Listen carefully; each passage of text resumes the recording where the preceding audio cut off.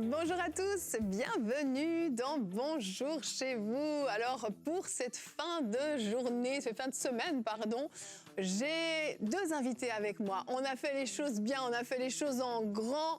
C'était une semaine remplie d'invités, vous l'avez compris, on a été bénis. Et bien pour terminer, j'ai non seulement Dan Luthean, mais j'ai aussi Pastrice Martorano. Bonjour à tous les deux. Salut, J'ai failli tuer ton nom là, Pastrice. Pastrice. Généralement, c'est mon nom qu'on massacre. Martora. Martorano, Martorano, si. si. Patrice. Là, ça fait pastrami, tu vois. Pastrami. Commence pas, Dan. Commence pas. Ah, ça s'annonce chaud avec vous deux. Hein. Eh bien, merci d'être là. Merci tous les deux. Vraiment, c'est vraiment cool. En plus, on a un petit peu improvisé ça dernière minute. Ouais, c'est une... On a ajouté, on a greffé Patrice à cette émission. Dan, t'es là aussi. Et le but était vraiment de pouvoir revenir sur votre histoire, votre connexion, puisqu'on parle des connexions qui changent ta vie. Il y a des connexions vraiment qui ont une portée de destinée. Il y a des connexions qui sont là pour des saisons. Il y a des connexions qui sont là pour te dérouter également. Donc, il faut être vigilant aux connexions, mais Dieu peut vraiment s'en servir pour nous amener plus loin, plus haut. Et donc, on va prendre le temps tout à l'heure de s'arrêter un peu sur votre histoire, votre témoignage avec vos épouses, comment Dieu vous a mis ensemble pour fonder quand même l'église Momentum. C'est pas rien tout ça. C'est rien du tout, c'est vrai. Rien, ouais. C'est né d'un rêve il y a des années en arrière. On va partager ça. Mais effectivement, on a vu la main de Dieu. Puis on n'a rien vu encore. Et on n'a rien vu en fait. Il y a encore. C'est ça qui est beau. Et... C'est parce que c'est vrai, on est très jeunes. On a 24 et 25 ans. Ben, j'avais remarqué, Voilà. ça se voit. Voilà, ça se voit. Moi, Donc moi, on n'a j'ai 18 encore rien ans. fait, Dan. On n'a pas fait grand-chose. J'ai 18 ans, moi. Ah, ok. Je pensais à 16-17. 18, Ouais, on me le dit souvent. souvent. Bon, maintenant qu'on s'est tous mis d'accord sur notre âge, on va essayer d'être sincères dans le reste de l'émission. Allez, Patrice, on va commencer avec toi et puis après, on va prendre le temps de décortiquer votre histoire. Je te laisse faire la pensée du jour.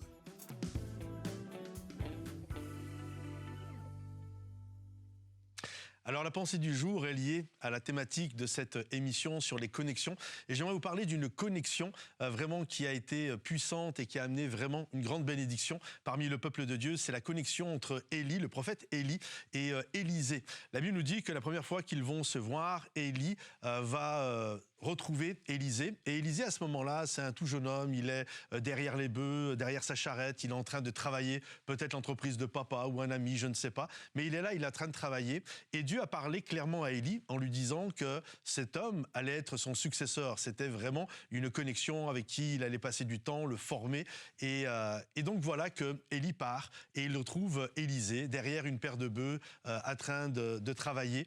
Et Élie va faire quelque chose de puissant. Il va même pas lui parler. La Bible nous dit qu'il va prendre son manteau et il va le jeter sur Élisée. Alors pour nous aujourd'hui, dans l'année où on est, jeter un manteau sur quelqu'un, ça serait un peu bizarre. C'est surtout le manteau d'un vieux prophète qui peut-être se lave pas très souvent, ça ferait vraiment bizarre. Mais bon, là il lui jette le manteau et on doit comprendre que dans la symbolique de l'époque, et tout le monde savait qui était Élie, la symbolique du manteau, on le voit d'ailleurs avec Joseph, ça avait créé des jalousies avec ses frères. Le manteau, ça a une symbolique du fils aîné, de celui qui allait avoir une double portion de l'héritage. Et donc, quand il lui jette le manteau, là, on peut se poser la question, comment va réagir Élisée? Est-ce qu'Élisée va prendre le manteau en disant « mais j'en veux pas de ton truc, tiens, repars, moi je suis tranquille, je m'occupe de l'affaire de papa et laisse-moi tranquille » ou est-ce qu'il va avoir le courage de répondre à l'appel de Dieu? Et la Bible nous dit qu'il va prendre le manteau et il va se mettre à courir littéralement après Élie. Et lorsqu'il va arriver à hauteur de Élie, Élie va lui dire « voilà, viens avec moi » et lui va lui dire « laisse-moi le temps d'aller dire au revoir et puis j'arrive ». Et Élie va lui dire ceci, fais-le, mais fais-le vite. Je pense que Élie devait se dire, il risque avec les larmes, avec les gens qu'on aime, ça risque après d'être difficile, mais fais-le vite. Et donc il va y aller et il fait quelque chose de tellement puissant. La Bible nous dit qu'il va prendre la charrette qu'il avait, il va couper ça en petits morceaux et il va prendre les bœufs et donc il va en faire un feu, il va faire un feu de la charrette et il va prendre les bœufs qu'il va couper en morceaux également et il va faire un super barbecue. J'imagine qu'il invite tous les amis du quartier, papa, maman, etc.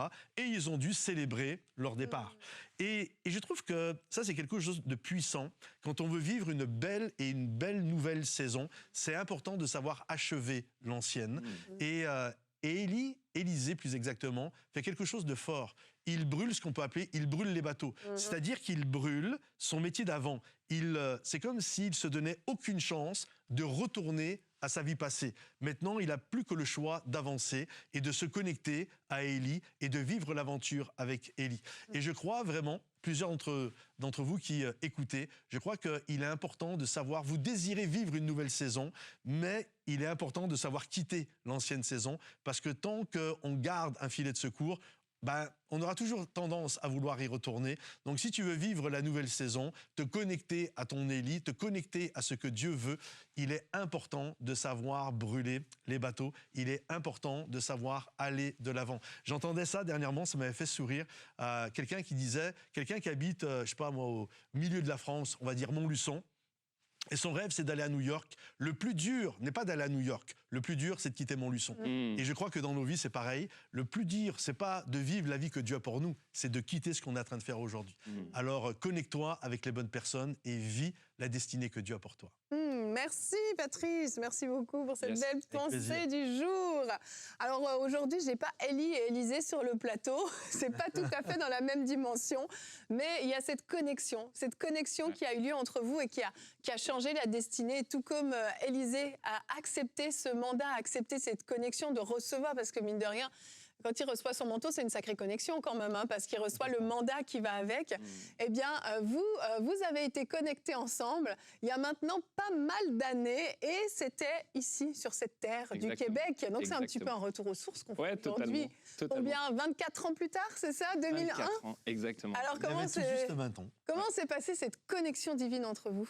Tu veux commencer? Vas-y, moi je viens de parler. Ok, alors... Il est fatigué là. Exactement. Moi, j'étais jeune étudiant. J'arrivais au Québec avec Alice, juste après 3 semaines de mariage. Et Patrice Roselyne, avec Yvan Solange, avec d'autres amis français, étaient déjà là. Ils avaient déjà fait 2 ans d'école biblique. Ils allaient entamer leur 3e et leur dernière année. Et nous, on arrive pile à ce moment-là. Et réellement, on a dû se parler quelques fois pendant la première session, la première année, là. Mais pas vraiment, parce que c'était un 2e année, il était en avance déjà. Alors, les Français, comme on était tous Français, on se rassemblait, bien sûr. Voilà, puis partageait. Mais il n'y a pas eu beaucoup de connexion au tout début, parce que, voilà, lui, il faisait sa 3e année, et puis moi, je découvrais un petit peu le Québec. Bien sûr, vous n'étiez pas au même stade. Voilà. Exactement. Et puis, il est arrivé un événement malheureux, mais bien heureux. Dieu a changé le malin en bien, dans le sens où Patrice et Roselyne avaient acheté une vieille voiture, $200, il m'a dit ça il y a pas longtemps. $200, donc ça roule à $200. Ouais, faut imposer les mains tous les matins. C'est sûr. Et donc cette voiture est morte en janvier 2002. Et à son âme. Exactement. Et puis la voiture de nos amis également, Yvan et Solange, est tombée en panne. C'est pas vrai. Et puis nous, avec Alice, on venait d'acheter une petite voiture qui fonctionnait bien, et on a proposé aux 2 familles de prêter notre voiture, puisque eux avaient des enfants et ils devaient les amener à la crèche et puis faire des courses. Puis on sait, dans la neige, quand tu dois aller marcher avec les litres de lait et puis tout le reste dans la neige, si t'as pas de voiture, c'est très compliqué. Donc notre voiture a servi pour les 3 familles. Donc on a commencé à s'appeler tous les jours, et puis plusieurs fois par jour, puisque j'ai besoin d'aller là, est-ce que je peux prendre la voiture? Oui, je viens avec toi. Et puis là, on a commencé à se lier d'amitié. C'est devenu presque une grosse famille qui habitait pas au même endroit. Et puis en fait, l'amitié s'est développée au fur et à mesure. Et pour nous, je raconte tout, mais tu diras ta version. Pour nous remercier. Parce que j'ai des trucs, c'est pas tout à fait pareil. C'est bien, c'est bien. Dans sa version, c'est sa voiture qui était une bénédiction pour les autres. Et puis pour nous remercier, il allait au Tim Hortons. Il achetait des cafés vanille françaises. Et il nous disait, il venait et puis il nous disait, allez, venez, on va marcher dans le quartier, et puis on va se balader. Donc Roselyne, Patrice, Alice et moi, et puis la poussette, je pense, avec Estelle en poussette. Et nos cafés Tim Hortons, on se baladait dans les beaux quartiers juste à côté de nos appartements un peu précaires. Et on regardait les belles maisons, et puis on pensait, et on rêvait à une église. Déjà, à ce moment-là, vous aviez en tête ce projet-là? Pas dès le début, mais quand dans même, l'année. Vous avez commencé à rêver sur ça. C'est fou. Ouais. Alors, c'est quoi ta version, Patrice? C'est quoi ta version? Et ça fait quand même plus de 20 ans, donc je ne sais pas laquelle des deux est la vraie. Mais en tout cas, elles ne se contredisent pas vraiment. Mon mari et moi, on n'a pas la même version sur notre rencontre. Ah, d'accord. la mienne est là. Non, moi, en fait, quand ils sont arrivés, Alice et Dan, comme il vient de dire, ils débarquent et ils n'ont pas eu leur appartement de suite, donc ils étaient chez des amis, Yvan et Solange. Et nous, moi, j'étais tout le temps avec Yvan, qui était mon ami. Donc, on s'est, pour moi, fréquenté quasiment dès le début, avant même l'histoire de la voiture. Et même l'histoire, pour moi, du Tim Hortons, où je venais le soir, c'était même avant l'histoire de la voiture. C'était avant? Ah ouais. Bah, pour moi, dans mon souvenir. Mais ça ne change pas grand-chose. En fait, effectivement. On est bien d'accord, ça ne change pas grand-chose. C'est toi qui offrais les cafés, ça c'est sûr. Ouais, bah, en fait, moi, ils venaient d'arriver, je les aimais beaucoup. Et donc voilà, c'était un petit peu le côté, je sais pas comment dire ça là, mais le côté bienveillant, le côté Grand frère. grand frère, vous êtes là, Français. tenez, tac, et puis sympathiser, et puis j'essaie toujours d'être très relationnel, donc et on a commencé aussi à les inviter, on faisait des soirées, on mangeait ensemble et on rigolait beaucoup. Un jour, je me souviens d'une histoire où je raconte quelque chose et puis je dis ouais, il y avait Eric, Pierre et Basta, et parce que je suis d'origine italienne. Basta. Et lui, il arrête et puis on ne sait pas ce qui se passe. Nous, on est en train de manger, il continue. Puis je vois Dan qui bug. Je dis qu'est-ce qu'il y a, Dan? Il me dit mais c'est qui Basta? Alors c'était pas Basta, c'était Basht. Basta. Oui, c'est En sicilien, c'était Basht. Qui Basht? Mais je vois pas, je connais pas de Basht. Cette histoire. Et donc ouais, et l'amitié, voilà, les voitures qui nous ont beaucoup rapprochés parce qu'on partageait leurs voitures, ils avaient la gentillesse de. Ah, c'est beau, hein. Donc et puis dans les soirées, on a commencé, quand on faisait nos repas, on a commencé à discuter, de rêver d'église, faut comprendre qu'à ce moment-là, moi, j'ai pas prêché encore. Je veux dire, Dan Luten n'a pas encore son ministère. Oui, bien sûr. On est deux total inconnus. Oui, je comprends bien. Deux oui, étudiants. c'est ça. Vous aimez le Seigneur. Deux Français. Ouais, on est juste des étudiants, deux Français en terre québécoise. Et puis, on commence à rêver, à se dire, ah bah tiens, peut-être un jour, on pourrait servir Dieu. Et puis, on commence à parler de ça. Il n'y a pas tous les... on ne sait pas comment va s'appeler Momentum, on ne sait pas quand on va revenir en France. Mais tu savais que tu avais un appel de pasteur sur ta vie? À ce moment-là, oui, je le savais. Tu le savais? Je le savais. Je ne savais pas encore vraiment... Je savais qu'un jour, j'allais être pasteur d'une église, mais à ce moment-là, je ne savais pas, pasteur de jeunesse, évangéliste. Oui, c'était pas précis. Ouais, c'était pas... Mais tu savais que tu prêcherais, en tout cas. Je savais que je prêcherais. J'avais commencé là à prêcher, ma dernière année, en cours d'homilétique, et puis j'avais fait 1 ou 2 réunions au Québec où j'avais été invité. Et Dan commençait aussi à faire la louange à Nouvelle Vie, les mercredis soirs, je crois, je me souviens bien, à la réunion de prière. Et donc, voilà, on était des étudiants, on a commencé à partager, on a commencé à rêver, nos épouses s'entendaient bien. Et après, parce que toi, tu avais 2 ans d'avance, donc tu es rentré plus tôt en France ou vous êtes resté ici? Non, je suis rentré plutôt en France. Moi, je suis rentré en mai 2002. Okay. Et donc, dans les derniers mois, on était convaincus qu'on allait travailler ensemble. C'est spécial quand même. Et donc, c'était grosso modo, parce qu'en France, le cursus pastoral, il prend quand même quelques années, ça prenait 7 ans. Et donc, Dan, c'était, fais le cursus, tu vois, et une fois que tu es reconnu pasteur, nous, on te rejoint. Et parce que sinon, s'il était revenu avant que moi, je suis reconnu pasteur, il aurait dû aller travailler à gauche, à droite, tu vois. Et donc là, c'était vraiment le plan. Et donc, c'était marrant parce qu'entre-temps, je sais pas, il peut raconter ça, mais entre-temps, il y a plein de pasteurs, parce que Dan, il commence à avoir son ministère, il commence à avoir une certaine reconnaissance. Et là, entre-temps, il y a des pasteurs qui lui demandent. Et lui, il disait tout le temps, moi, il faut comprendre qu'à ce moment-là, même si je suis déjà pasteur, je suis en formation, je suis stagiaire. On te connaît pas, quoi. Je suis un total inconnu. Donc, quand il disait à des pasteurs qui avaient des grosses églises, non, mais moi, je vais aller travailler avec Patrice Martorano, les gars, ils étaient là, mais de quoi tu parles? Donc, malgré la distance après, parce que quand même, toi, tu restes au Québec, tu pars en France, vous restez aussi connectés, je veux dire, en termes d'amitié, connexion vraiment d'amitié, mais même connexion de vision, ça s'étiole pas malgré la distance, parce qu'on peut se dire, vous vivez à un moment, vous êtes ensemble, mais après, avec la distance, ça se diminue, mais pas du tout. Ouais, totalement. Et en fait, même ça s'intensifiait parce que en France, la louange, comme on la vivait ici, elle était toute nouvelle en France. Okay. Donc effectivement, comme il dit, quand je commençais les tournées, on a commencé en 2007-2008 avec Nouvelle Vie, on a lancé un album, Toi seul est digne, et puis on a commencé une première tournée. Et là, tous les pasteurs voulaient m'embaucher. Oui, forcément. À la fin. Sauf que moi, en fait, je sentais que on était trop loin dans la vision de ce que moi je voulais amener dans la louange et de ce que eux connaissaient. Et je sentais que, en fait, non, le seul avec qui je me sentirais vraiment de vivre ce ministère-là, c'était Patrice. Donc c'est courageux quand même, intensifié. parce qu'on t'offre des emplois quand Oui. même. Ouais, totalement. Il faut bien gagner sa vie aussi. Totalement. Donc, c'est quand même très courageux. Mais à ce moment-là, c'est pas du tout dans le salaire ou Oui, ça l'argent. rentre pas dans l'équation. Ça rentre pas dans l'équation. Il est Non, aussi à Nouvelle Vie.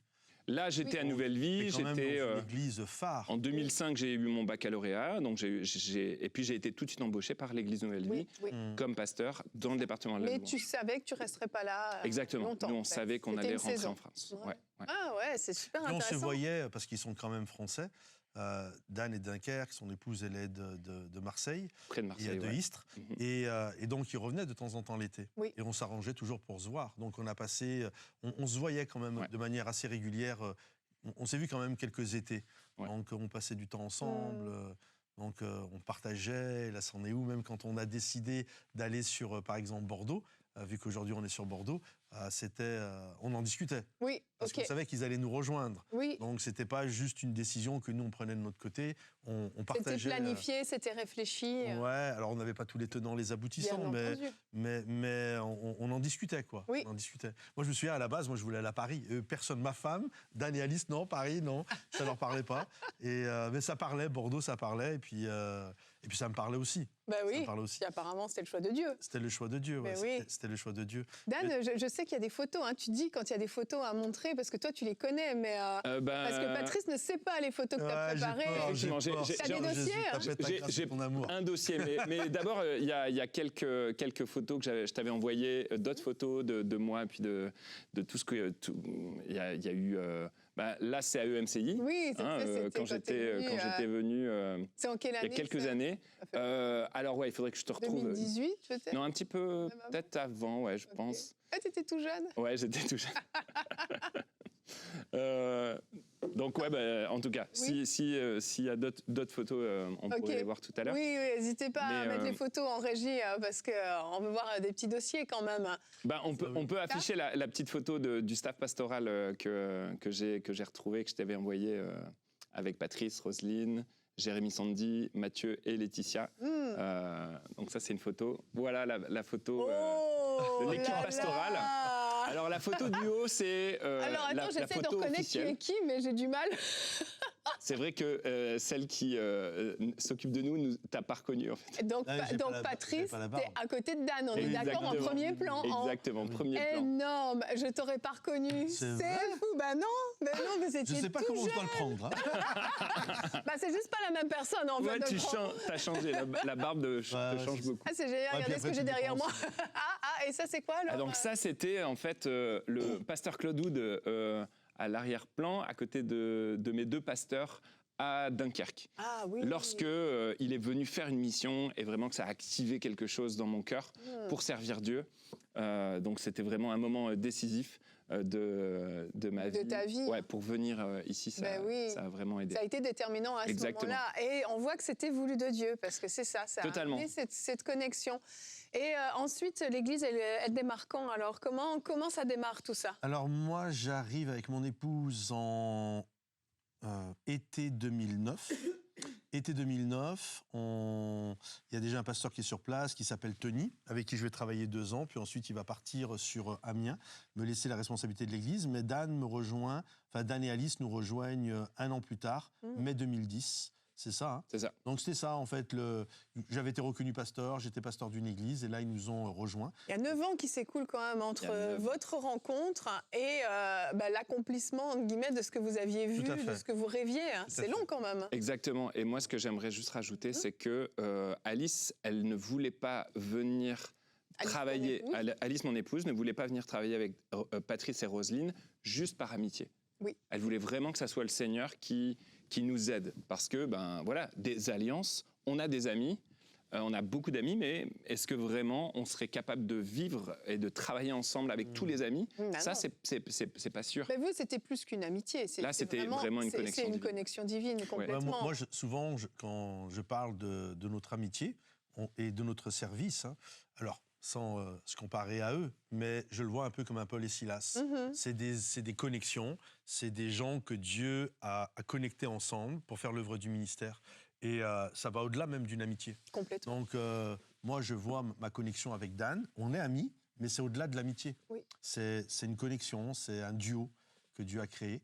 Ouais, puis Pas un duo de couple, hein, mais nos épouses ne sont pas là, mais c'est un duo, quoi. Mais, et une connexion vraiment voulue de Dieu, c'est ça qui est spécial, parce que bon, il y a des amitiés, des fois, tu as des affinités ou non, mais là, Dieu incline favorablement vos deux cœurs pour que vous puissiez développer cette amitié, mais surtout parce qu'il y a un plan qui est plus grand. Il ne s'agit pas juste de vous, que vous soyez heureux, puis que vous ayez du bon temps, c'est qu'il y a un projet derrière tout ça, c'est Momentum, et j'ai envie de dire les églises Momentum, parce qu'effectivement, tout démarre à Bordeaux, mais on le sait, hein, il y a eu une continuité, là, c'est à Bruxelles, 2022, en Belgique, c'est ça, et l'année dernière Paris. Ouais. Complètement. Nous, quand on se voit, on parle, on n'est pas si loin dans notre tête. On parle on va se retrouver, on va travailler ensemble, on va faire la vie ensemble, on va faire une église ensemble. Mais le mot momentum, je ne savais même pas s'il existait ce mot-là dans ma tête, moi. Mais c'est comment que vous avez choisi le nom de l'église? Alors, nous, quand je suis arrivé, on a changé le nom de l'église, qui était le Centre évangélique de Lormont. On l'a changé en Église Bordeaux-Rive-Droite, pour qu'on puisse vraiment bien localiser l'église. C'est un peu moins glamour que Momentum. Hein. Complètement. C'est géolocalisé. Ouais, c'était très géolocalisé. Et donc, en fait, après, quand ils sont venus, on avait écrit toute la vision. Il était au Québec quand on a écrit la vision. C'était en 2008. J'étais même pas encore, moi, sur Bordeaux. Il y avait le pasteur qui était sur Bordeaux. On s'était vu, on avait pris du temps. Et on avait écrit toute la vision de l'église. Et en fait, après, quand on est arrivé, on va dire en 5, 6, 7 ans, tout ce que l'on avait pensé accomplir sur 30 ans, en 6, 7 ans, c'était fait. C'est fou. Et donc là, on s'est dit, on va implanter des églises maintenant. On voulait rester fidèle à notre vision, mais on voulait, là, il fallait l'amplifier quelque part. C'était pas changer de direction, mais garder le même cap, mais l'amplifier, du fait que on était dans cette saison-là. Et donc là, on a pris la saison d'implanter des églises. Et très rapidement, au début, on pensait qu'on allait implanter des églises à côté, comme souvent c'est le cas. Hein. Mais là, la première, c'est faut aller à Bruxelles. Mais tu peux pas t'appeler l'église Bordeaux-Rive-Droite de Bruxelles. Effectivement, ça coince un peu. C'est ça, donc il a fallu changer de nom. Et là, c'était quelque chose de très marrant. Parce que pendant, je pense, ça a duré 3-4 mois. C'était devenu un réflexe, c'était même fatigant. C'est-à-dire qu'à chaque fois que je voyais un nom, je mettais le mot église devant et je regardais si ça éveillait quelque chose en moi. Oui. Tu vois, par exemple, je sais pas, là-bas, Champ, je sais pas ce qui s'écrit, là, Chamsai, église Chamsai, Cham System, église, non, ça le fait pas. Et donc, j'arrêtais pas de faire ça. Et c'était épuisant. Et ça n'arrivait pas à cliquer. Puis un jour, je me retrouve en Suisse, dans ton pays, à Zurich, plus exactement. Je suis à une conférence ICF, c'est l'église. Je suis à une conférence là-bas. Je discute avec un ami, David Bonhomme, son épouse Hélène Bonhomme, les Fabuleuses, etc. Et lui, dans la conversation, il me parle d'un momentum. Et lui, il fait pas gaffe. Lui, on n'est pas en train de chercher. Le nom d'une église. Il sort le nom comme ça. Et quand il le sort, moi, je dis Église Momentum. Et là, c'était comme Eureka. La révélation. La révélation. Énorme. Mais je ne savais pas si, parce que je voulais que le nom soit porteur de la vision également. Ah ouais. Qu'il soit porteur de la vision, qu'il claque. Bien sûr. Qu'il ait tout. Qu'il soit court. Beau, visuellement. Qu'il soit pas anglophone, t'avais dit. Ah ouais. Pas anglophone, tu vois, mais il l'est aussi un peu, mais en même temps, c'est un mot latin. C'est ça. Et donc, quand j'étais voir la définition, j'ai dit, c'est notre vision. L'église momentum, ça veut dire le moment où les choses basculent, reprendre l'ascendant sur l'adversaire, l'élan, enfin toutes ces choses-là. Et donc après, quand je l'ai partagé à l'équipe, c'était une évidence pour tout le monde. Et donc on est devenu l'église Momentum.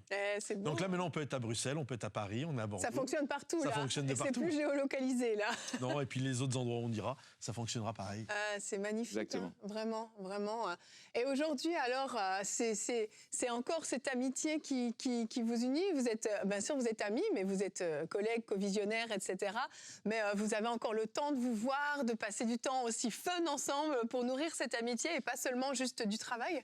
Là, grâce à vous, on passe la semaine ensemble. Ouais, c'est ça. Vas-y, Dan, réponds. Oui, non, on habite pas très loin l'un de l'autre, donc facilement on peut se voir, on peut prendre du temps ensemble, et manger ensemble régulièrement. Et non, ça c'est vraiment une grâce, oui. On est des amis, puis on vit l'amitié. Et j'avoue que nous, on est tellement église, royaume, ministère, bien sûr. ministère. En fait, c'est très facile de parler de ça. Et ça ne nous épuise pas, nous. C'est vrai. Et nos épouses non plus. Donc, C'est important, ça. Et puis tellement. le côté latin, moi je suis d'origine sicilienne, donc j'aime beaucoup le côté la table, les amis. Donc souvent il y a des meetings qui se font à la maison. J'ai tout le staff global ou même les équipes pastorales ou différentes équipes qui viennent souvent manger à la maison. Là, c'est la semaine prochaine. Il y a toute l'équipe pastorale qui vient manger à la maison. Ils viennent souvent, ils viennent régulièrement, ou moi je vais chez eux, etc. Mais le côté très relationnel, il est fort chez nous. Vous avez réussi à le conserver malgré toute la charge, toutes les responsabilités que vous portez, parce que mine de rien, vous en portez. Dernière petite question, vous avez déjà imaginé, et si j'étais pas venue au Québec faire cette école biblique, et si, je sais pas, il n'y avait pas eu de problème de voiture, vous voyez, est-ce que vous avez déjà pensé à ça? Parce que quand même, là, quand on parle de connexion divine, c'est quand même un momentum, à un moment donné, qui vous connecte. Totalement. Non, j'ai jamais réfléchi à ça. Et avant, j'avais des rêves, jusqu'à ce que, comme il dit, en 6-7 ans, en fait, on accomplisse la vision et les rêves qu'on avait. Et en fait, depuis ce moment-là, je me dis, en fait, Dieu est souverain. Il va nous ouvrir la porte quand il le veut. Il va nous inspirer. Il va donner une pensée à Patrice. Moi, il va me la donner aussi. Ça va confirmer. Nos épouses également sont hyper précieuses pour ça. Et donc, on n'a plus... moi, non, j'ai jamais réfléchi à « et si j'étais pas venu ?» Mais non, c'est intéressant. Moi non plus, il n'y a pas de « ici ». C'était... Puis je trouvais que c'était beau. Même j'encourage... Je ne sais pas s'il y en a qui nous écoutent et qui font des écoles bibliques, mais de trouver des gens avec qui il y a de l'amitié déjà, premièrement, et avec qui les ministères peuvent être complémentaires. Je crois vraiment à la force d'une équipe. Tu parlais de ton mari avec Jérémy. Il y a une force dans l'équipe quand même, et d'être complémentaires et de pouvoir, là, on est tellement complémentaires. On pourrait parler de nos épouses, Alice, au niveau de l'organisation. Enfin bref... on est vraiment complémentaires. Il y a de l'amitié et de la complémentarité. Et moi, vraiment, j'encourage ça à fond. Génial. Souvent, on pense, moi, je vais faire ceci, je vais faire cela. Et des moments, on ne pense pas assez avec qui on va le faire. Oui, exactement. Exactement. Et même, je dirais, j'ajouterais, la localisation n'est pas importante. Bah oui, la preuve. La localisation, que ça soit dans le nord où il fait pas beau, ou vaut mieux être avec quelqu'un avec qui tu sais que tu as la même vision, le même ADN.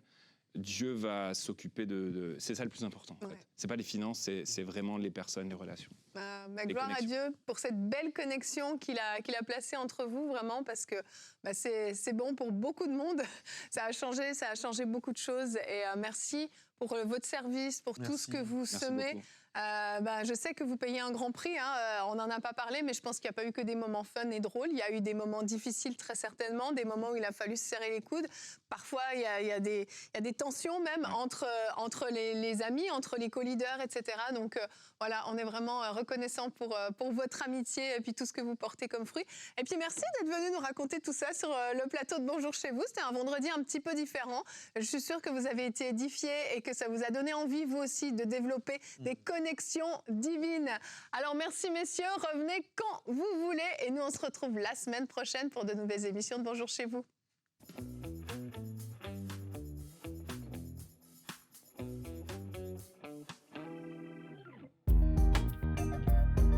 Merci à tous nos précieux partenaires grâce auxquels cette émission a pu être réalisée.